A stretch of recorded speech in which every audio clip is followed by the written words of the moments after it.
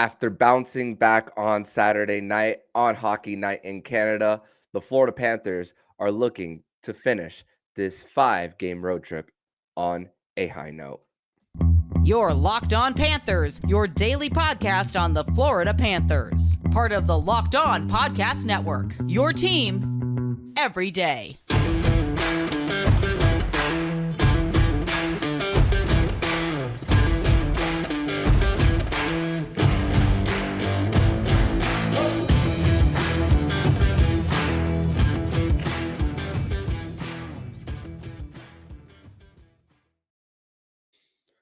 And welcome into this Monday, December 18th edition of the Locked On Florida Panthers podcast, part of the Locked On Podcast Network, where it's your team every day. Thank you for making the Locked On Florida Panthers podcast your first listen of the day. I'm Armando Velez from the Hockey News. You can follow me on X at MondoMan12, follow the show account on X and Instagram at LO_FLA Panthers. And today's episode is brought to you by Game Time. Download the Game Time app, create an account, and use code LOCKEDONHL for $20 off your first purchase.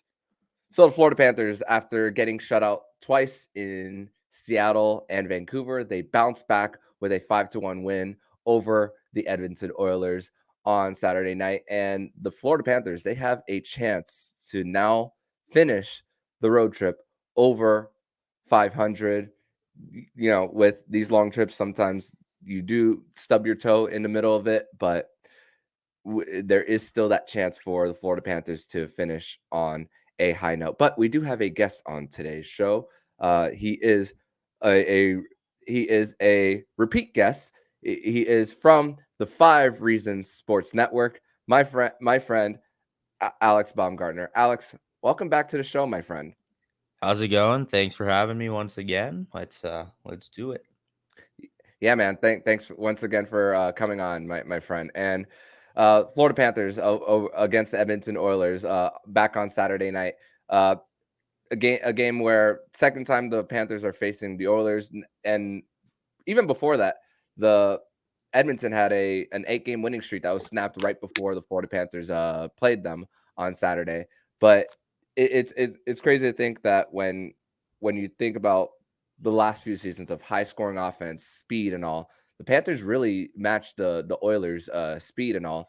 And also, we got to give credit to that second line for the Florida Panthers as well, where Sam Bennett gets 3 points and even taking Barkov's place on the power play, which maybe, as the broadcast said, the Lady Byng Award is maybe a little bit in jeopardy after Saturday. But Sam Bennett gets one on the power play as he gains the zone and then scores backhand. But also the deception that Matthew Tkachuk had on the first 2 goals, where he's behind the net, the defense is thinking that he's going to take it, and then someone else takes it behind the net, and then both times it's someone cutting into the net for a centering feed for a score in front of Calvin Pickard, one of them by Carter Hagee, the other one by Brandon Montour. What are your takeaways from that game on Saturday night of the Panthers' speed and their ability to get up front? The Panthers needed a game like that where it wasn't a complete 60. If you watch the second period, they were really holding on to their heels. If it wasn't Sergei Bobrovsky, the Oilers definitely could have made it at least a 1-goal game, if not tying it. But he played great, and it's not often that you get a full, complete 60. It happens all the time in the NHL where there might be a 5-10 minute lull. We saw it in the playoffs last year. I think the first 2 games against Carolina was just flat out dominance by Carolina before they really settled in. Luckily, when you have a goaltender playing on top of his head like Bobrovsky did last game, you can have those lulls. But Panthers getting shut out consecutive games for the first time since 2011, entering Edmonton on a team that was 8-1-0, 10-4 since they fired their coach. Florida needed a statement game where they could still not prove it's not the playoffs, but like you're not losing 10 games in a row. But when you drop 2 straight games and you haven't scored and you didn't relatively look amazing in Columbus, this road trip hasn't been good up until that point. And that was by far the best game on the road trip. That first period was one of the best periods all season against a very good hockey team, because Edmonton is very good right now. They needed that. And I think Sam Bennett being a driver was extremely beneficial to the Panthers. And when the first line's been going all year, when you start getting supplementary help from other lines, specifically that second line, because they can drive like the first line when they're going. And while Matthew Tkachuk still hasn't hit the Matthew Tkachuk we saw last year, they're still getting results. And Sam Bennett kind of awoke last game. And I thought Tkachuk looked better last game. Now, I'm not saying he played like Bennett did, but I don't know. Maybe it's something with the Battle of Alberta, because those guys always have a little extra jump when they're playing Edmonton. But they needed that game. They needed a game like that. They put 5 goals by the Oilers, and now you have a chance to not only save the road trip, but actually get 3-2 out of it, which is a success relatively on a long game road trip like this. So any chance you can go over 500 on a road trip is huge. And the Panthers have a chance to do that after a very dominant game against Edmonton. Yeah, definitely. It's a chance to get six points out of the 10. And also with Bobrovsky, going back to Bob, is whenever you're facing Edmonton, it's not like you can expect no matter how good of a defensive team the Panthers are, the Oilers are going to get their odd man rushes. Sometimes you might have a pinch that might result in that transition, but even in transition, when the Oilers were getting their opportunities, it wasn't really about necessarily the saves that Sergei Bobrovsky was making, in my opinion, but it was more about how when he made the saves and there was second or third opportunities, his ability to get back in position and track pucks so that he's not making it harder on himself for that. And that's something that I observed on Saturday night. And also going back to tracking the puck is even when Connor McDavid had a rush going to the Panther zone, there was a shot that trickled by and Sergei Bobrovsky was still able to reach back and deny Connor McDavid as well. And also second straight game between these two that there was a penalty shot. This time around, Sergei Bobrovsky does stop it on former junior Panther Sam Gagner. Everyone who scored in this one had some type of relation to the Florida Panthers, because Zach Hyman being a former Panthers draft pick as well. But Bobrovsky, that was the tone setter.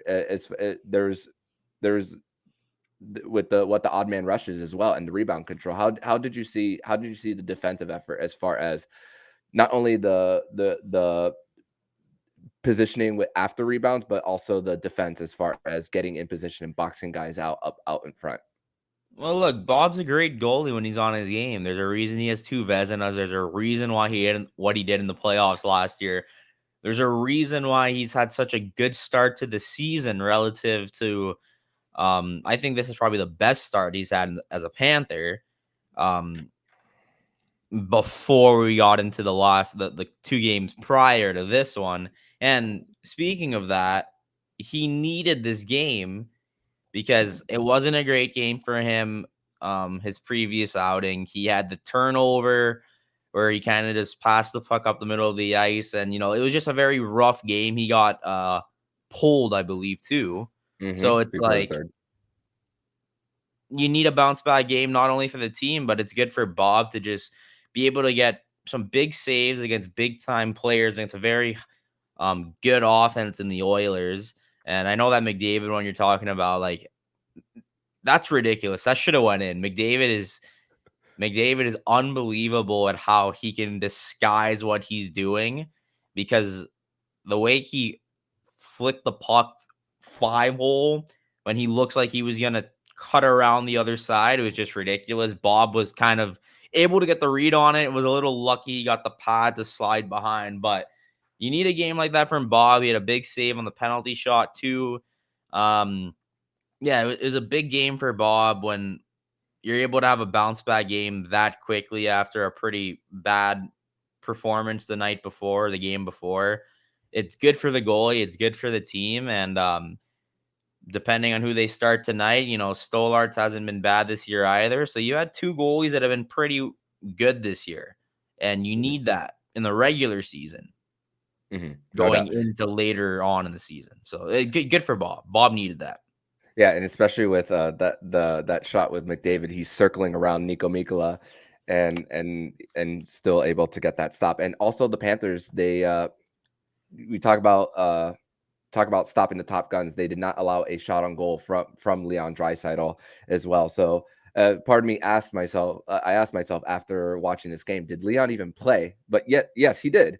But that line that he had that was on outshot 6-2, 6-2, and Draisaitl had none of the shots on goal there on Saturday night. So if you're at least eliminate one of them, you have a better chance of winning night in and night out. But the season series is over, and also the giveaways, 14-9 Edmonton as far as giveaways. So taking care of the puck, you're going to win a lot in the NHL. But we're going to transition over to segment number 2, where we're going to discuss more about the blue line scoring and also how the first 16 games have helped the Florida Panthers, and how it reflect on Saturday night. We're going to discuss that more here on the Locked On Florida Panthers podcast. Today's episode is brought to you by Game Time. And you shouldn't have to worry when you're buying tickets to your next big event. Game Time is the fast and easiest way to buy tickets for all the sports, music, comedy, theater events near you. With killer last-minute deals, all-in prices, view from your seats, and the best price guarantee. See the view from your seat before you buy so you know exactly what to expect when you arrive. All-in prices show your total upfront so you know you're getting a great deal without the hidden fees. Buy tickets in 2 seconds in just 2 taps. Game Time has deals on tickets right up to the start of the event and even an hour after it starts. It's the place to go to find last-minute tickets. Download the Game Time app, create an account, and use code LOCKEDONNHL for $20 off your first purchase. Terms apply. Again, create an account and redeem code LOCKEDON NHL for $20 off. Download Game Time today. Last-minute tickets. Lowest price. Guaranteed. Locked On has launched the first ever sports 24/7 streaming channel on YouTube. Locked On Sports Today is here for you 24/7, covering the top stories of the day with local experts of Locked On, plus our national shows covering every league. Go to Locked On Sports Today on YouTube and subscribe to the first ever national sports 24/7 streaming channel. Back on this Monday, December 18th edition of the Locked On Florida Panthers podcast. Thank you once again for making the Locked On Florida Panthers podcast your first listen of the day here on a Monday edition of the show. So, Alex, we didn't even mention in this one yet that the Florida Panthers were without a couple of guys in the lineup, with Aaron Ekblad being out after missing the third period on Thursday night.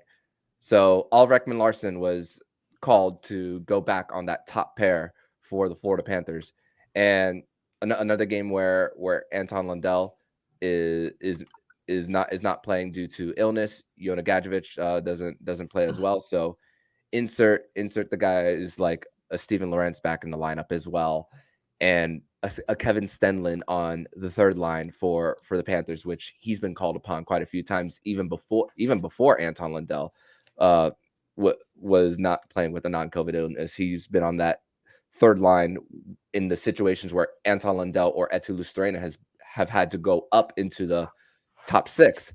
So it still brings me back to just the first 16 games of the season of how the Florida Panthers, I don't want to say the word survived, but they got through those first 16 games, and better than a lot of people expected. I know I'm speaking for me, but how are you seeing how the lasting effects of what the Panthers went through the first 16 games and how it's reflecting now because of the fact that they could put an OEL back on that top pair and a Kevin Stenlin back on the third line?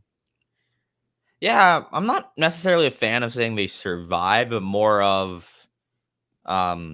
they adapted well with new players. I'll go with that. They had a lot of new guys come in, and a lot of them had to play big minutes. I mean, Stenlin was huge on the PK, and he did so well at the beginning of the season that he's probably their go-to guy right now. And Maurice talks about how good Stenlin is there, and he's out of the guys that were in the depth forward battle in training camp, he not only won the individual battle, he's jumped some guys too, and that's why he'll slot up in the third line if he has to, and he plays a lot of PK. OEL has been probably the best story for the Panthers this season. It's kind of like winding the clock back a little bit on his career. Already has more goals than he did in his whole time in Vancouver, and he's adjusted really well. He's played a lot of minutes at the start. Now he can kind of sit back a little bit, chunk off about 4 to 5 minutes less. Large part due to special teams, large part due to Ekblad and Montour being back because of that.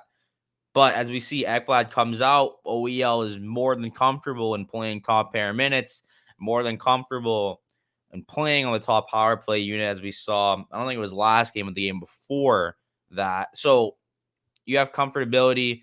The team was playing very well at the beginning of the season without a couple weapons, and now you get the weapons back, and then they start. I mean, the last game was very big for Montour and Bennett.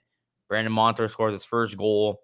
Hasn't made a great start offensively nor defensively for him in the first couple games that he's played. And sometimes that happens. You know, coming back, you do miss training camp. I mean, he was skating with Ekblad and Gadjevich with Patrick Hornqvist during training camp, but you missed the preseason. You kind of missed the practices. You missed the ebbs and flows of that. So sometimes you might come back a little bit slower. So needed that first confidence. Bennett was great last game. They got Ekblad out as a precaution. You kind of just don't want to, with a guy with that many injuries, you know, if you can catch something early, you don't want to risk it. So luckily they caught whatever happened early. But yeah, the Panthers, the first 16 games, they played good hockey. They played tight hockey, and they won a lot of games that they're going to need at the end of the season. So that was important for them. Yeah, and even though the standings look with Toronto tied with the Panthers with 2 games in hand, here's one encouraging thing: is the Panthers have 16 regulation wins, the Leafs have 9. So if there's a tie at the for second, the Panthers would own that tiebreaker. So I know there's still 52 games to play for that, but just to note for the listeners and all, and Kevin Stenlund. Thankfully, he's okay after that hit on Derek Ryan. Derek Ryan got the worst of that one after going to the locker room. So that line for that third line for the Panthers, 7 shots for, 3 shots against. So and Kevin Stenlund can moves really fast for a guy that big for as well. So that's also a really big benefit for the Florida Panthers there as well. But also a second part of this segment that I want to talk about is, now with Brandon Montour getting his legs under him, 2 points on the night, +1, 5 shots on goal, getting the pucks to the net more often. Ekblad has slowed down a little bit as far as getting pucks to the net in the last few games. When Ekblad came back, he was firing shots from the blue line often. But if the Panthers were to get back to their scoring rate from the blue line, which finished second last year in the NHL behind Carolina, do you think that even with the lack of bottom 6 scoring, that the approach would change as far as trying to get help as far as like bottom 6 wingers for the Panthers, or is it still, or are the solutions within from the organization for the Panthers? If the Panthers blue line was scoring at the rate they were last year, nothing would change in terms of what they need anywhere else. That's one specific. It's like, if the goalie's playing amazing, do we only need to score 1 goal a game? Well, no. We're going to need to score as many goals as we need to score. It's a hockey game, right? So the Panthers did a complete revamp of their fourth line. That was a big goal that we all saw during training camp, during free agency, going into training camp. Like, all right, they probably felt that they got bullied against Vegas. Yes. Specifically how Vegas could roll 4 lines and be effective. And that's what happens. President's Trophy year, it's like we run and gun the whole year, set a bunch of scoring records. We couldn't do it in the playoffs. We make a coaching change. We make a style change. Maurice is like, maybe we go half run and gun, half my style. It wasn't working. Nope, we're going my style. Then they started winning games. Everyone bought in. They went to the Stanley Cup final. They saw something where they're like, nope, we need a better fourth line in terms of physicality, size, ability to play on the PK. You get rid of Eric Stahl. I mean, Giovanni Smith was in the lineup for a while. Colin White. Yeah. It's an upgrade of the fourth line. If they start scoring, sure, that'd be amazing. And I think Kevin Stenlin, when he plays on the fourth line, is a very good option there. Lomber can get goals when he gets goals. But that has nothing to do with what the blue line is doing. I think they're all, it's kind of like in football. It's like, we're going to build our line. We're going to build our defense. Terrible comparison. I'm looking at the Dolphins logo here, but no. The blue line starts scoring more. Great. They're still going to want more production out of the middle six, the bottom six, whatever it is. I think eventually, whether it's at the deadline or closer to the playoffs, either they would love if Mackey or Sordiff can come in and really solidify themselves as a third line winger, I think. But they're also rookies in the AHL. At least Stamkevich is. Maybe if they're bringing someone in at the deadline, I think it would be a winger. That's just my personal opinion. I think that's what they need the most. I think they need one more winger at the minimum that will be able to play on that third line. And then you can have the luxury of Mackey or Sordiff coming up and playing if they needed with an injury. But I think during the deadline, that's more of a later approach. The scoring is not going to be like it was last year on the blue line. It's just not. That's the story. But if it happens, it happens. But I don't think the Panthers are going to be relieved that their defense is scoring a bunch, but then their middle six or their bottom six isn't. So one part of the team's improving on their play and getting more offensively doesn't necessarily mean that their approach changes as far as they're going to keep doing what they're doing. Right? Yeah, and they're going to continue wanting to add on to that, and maybe they get a trade, get an asset, and because of the amount, because they do have about $1 million in cap space, they could get a contract out, get an asset along with it, and then use that asset hopefully. But if there's a trade, it's going to be at the deadline. Yeah, because teams are shopping. There could be injuries where you can have a guy on IR until the playoffs, or if the guy is out the whole year, then you really need to make a trade. That's kind of how it is. All these teams that need something, you're not going to make a trade game 30 of the year, but it's going to come at the deadline. Yeah. And this is just me thinking of what I would do. I would test the market on getting one middle six winger. That same here as far as that is what the Panthers could be looking for. But we're going to transition over to segment number 3, where the Florida Panthers are visiting the Calgary Flames tonight at the Scotiabank Saddledome, where they're trying to get 6 points out of 10 on this 5-game road trip. We're going to discuss that more here on the Locked On Florida Panthers podcast. Today's episode is brought to you by FanDuel. As the weather gets colder, the NFL offers stay hot on FanDuel. Right now, new customers get $150 in bonus bets with any winning $5 moneyline bet. That's $150 if your team wins. If you've been thinking about joining FanDuel, there's no better time to get in on the action. The app is super easy to use, and there's a wide range of options, including spreads, player props, over-unders, and more. And with after the Miami Dolphins shutting out the New York Jets on Sunday, you could place some bets on the team who still controls their own destiny for the number 1 seed, as the biggest stretch of the season for them is coming around. And you could place a bet, which with Tyreek Hill missing Sunday's game, now the odds are are lower for him to get the 2,000 yards. So, but if you still want to place that bet to get bigger winnings for that, you could do that all on FanDuel.com. So visit FanDuel.com/lockedon to kick off the NFL season. FanDuel, official partner of the NFL and the Locked On Podcast Network.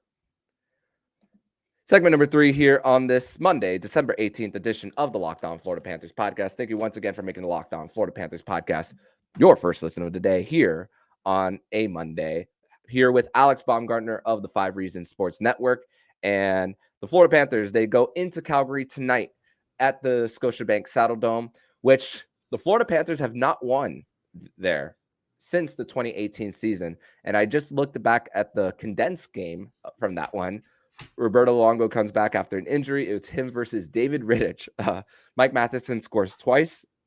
Vincent Trocheck, Evgeny Dodonov, and Barkov get on the score sheet on a 5-2 Panthers win. And Dougie at least Barkov got on the score sheet. Yep.